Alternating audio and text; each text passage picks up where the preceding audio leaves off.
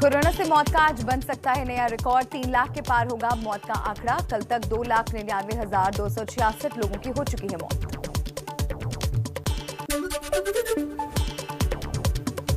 PM Modi ने corona को लेकर बड़ी बैठक की। सूत्रों के मुताबिक बैठक में गृह मंत्री अमित शाह और जेपी नड्डा भी मौजूद थे। आगे की रणनीति और राज्यों के लिए योजनाओं पर हुई चर्चा। कोरोना से कराहती दुनिया में राहत के उपायों पर आज विश्व स्वास्थ्य सभा की बैठक होगी शुरू। वैक्सीन की किल्लतों पर भी होगी चर्चा। कोरोना पर काबू के उपायों को लेकर 3 रिपोर्ट की जाएंगी पेश। 1 जून तक चलेगी बैठक।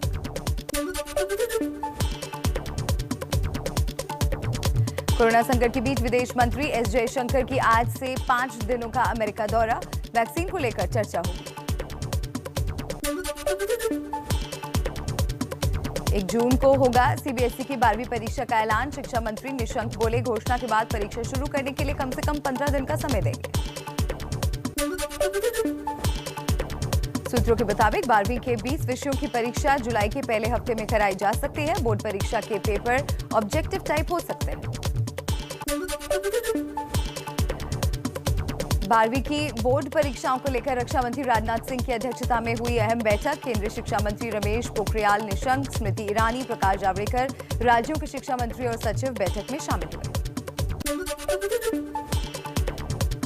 राजनाथ सिंह ने राज्यों के शिक्षा मंत्रियों से 2 दिन में परीक्षा को लेकर राय मांगी। कहा, लिखित में राय भेजें। राज्यों से राय मिलने के बाद 1 जून को होगा आखिरी फैसला। दिल्ली को छोड़कर सभी राज्यों ने परीक्षा कराने पर सहमति जताई। दिल्ली के डिप्टी सीएम मनीष सिसोदिया ने कहा, पहले बच्चों को वैक्सीन लगे फिर परीक्षा हो।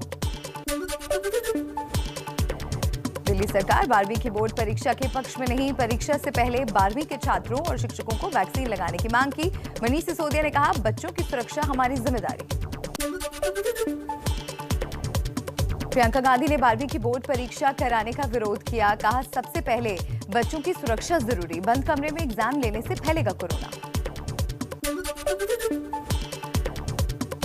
छत्तीसगढ़ माध्यमिक शिक्षा मंडल का फैसला, 12वीं के छात्र घर बैठकर दे सकेंगे परीक्षा। छात्रों को 1 जून से 5 जून तक प्रश्न पत्र और उत्तर पुस्तिका मिलेगी। 5 दिन में जमा करानी होगी उत्तर पुस्तिका।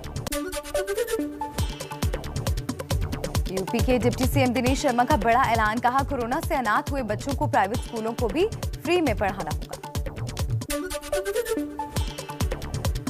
बिहार में लॉकडाउन बढ़ाने पर आज हो सकता है फैसला। सीएम नीतीश कुमार ने लॉकडाउन से मरीजों की संख्या में कमी को देखते हुए जल्द फैसला लेने की बात कही। बिहार में लॉकडाउन के दौरान मंत्रियों के दौरे पर रोक। सरकार ने चिट्ठी जारी कर कहा, जनता में इसका प्रतिकूल असर पड़ता है। आवास पर रहकर ही वीडियो कॉन्फ्रेंसिंग से काम करें। दिल्ली में 1 हफ्ते के लिए लॉकडाउन बढ़ाया गया। अब 31 मई की सुबह 5 बजे तक रहेंगी पाबंदियां। सीएम अरविंद केजरीवाल बोले, जून में शुरू हो सकती है अनलॉक की प्रक्रिया। कुछ और खबरें जान लीजिए इसी तरह फटाफट अंदाज में। हरियाणा में भी लॉकडाउन बढ़ाया गया। 31 मई सुबह 5 बजे तक पाबंदियां रहेंगी। जरूरी सेवाओं पर पहले की तरह छूट बरकरार। राजस्थान में भी लॉकडाउन बढ़ाया गया। अब 8 जून तक जारी रहेंगी पाबंदियां। सीएम अशोक गहलोत ने जारी किए आदेश। दक्षिण के राज्य तमिलनाडु में लॉकडाउन और 1 हफ्ते के लिए बढ़ा। अब 31 मई तक जारी रहेगी रोक। पंजाब में गर्मी की छुट्टी शुरू। कोरोना को लेकर पाबंदियों के बीच पंजाब के सभी स्कूलों में 24 मई से 23 जून तक गर्मी की छुट्टियों का ऐलान। कांग्रेस नेता राहुल गांधी का केंद्र सरकार पर निशाना। कहा, जिन लोगों ने अपने मृत प्रियजनों को गंगा किनारे छोड़ दिया, उनका दर्द समझना होगा। इसके लिए जिम्मेदार सिर्फ केंद्र सरकार। कांग्रेस नेता अधीर रंजन चौधरी का मोदी सरकार पर हमला। कहा, लोगों को बचाने का रास्ता सिर्फ टीकाकरण ही है। सरकार वैक्सीन का इंतजाम करे। विश्व गुरु बनने का ख्वाब छोड़ दे। अभी देश बचाओ।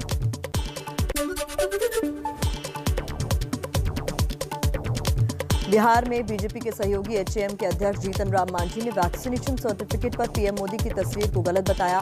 कहा, राष्ट्रपति की तस्वीर होनी चाहिए। अगर तस्वीर लगानी ही है तो पीएम और सीएम दोनों की लगनी चाहिए। भोपाल में क्राइम ब्रांच ने एमपी के पूर्व मुख्यमंत्री कमलनाथ के खिलाफ केस दर्ज किया। कोरोना पर भ्रामक जानकारी फैलाने का आरोप, बीजेपी की शिकायत पर दर्ज हुआ मुकदमा। पूर्व सीएम कमलनाथ ने भारत में पाए गए कोरोना के वेरिएंट पर बयान दिया था, जिसे बीजेपी ने भारत का अपमान बताया और सोनिया गांधी से बयान की निंदा करने की मांग की थी।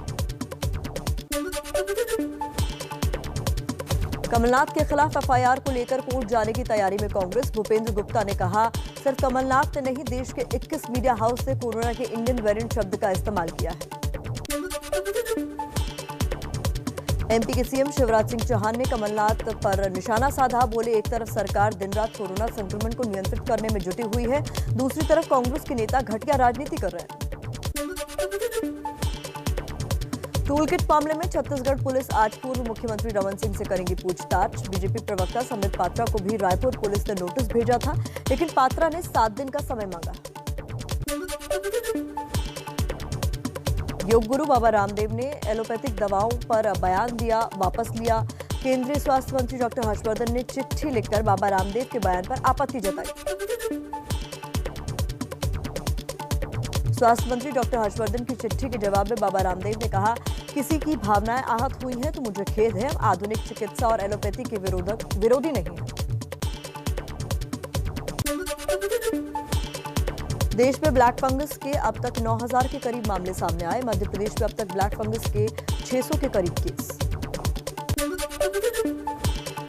देश में कोरोना की रफ्तार पर लगी लगाम। एक दिन में 2,40,842 नए केस सामने आए। 24 घंटे में 3,741 लोगों की मौत।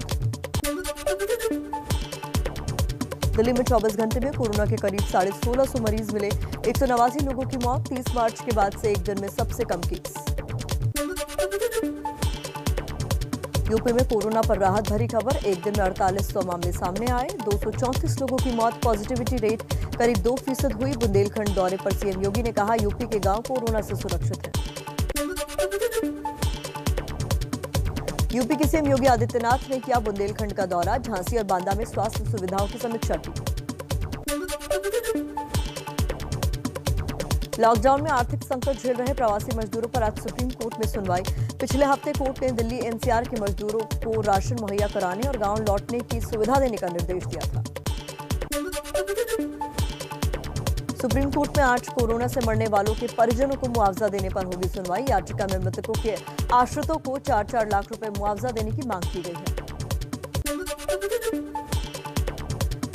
सुप्रीम कोर्ट में आज लोन और ईएमआई के मामले में होगी सुनवाई। लॉकडाउन के चलते आर्थिक संकट झेल रहे लोगों को मोहलत देने की मांग की गई है। दिल्ली हाईकोर्ट में भी कोरोना के मामलों में सुनवाई। नेताओं और मददगारों की ओर से लोगों को ऑक्सीजन और दवाइयां मुहैया कराने और अस्पतालों में बेड को लेकर होगी सुनवाई।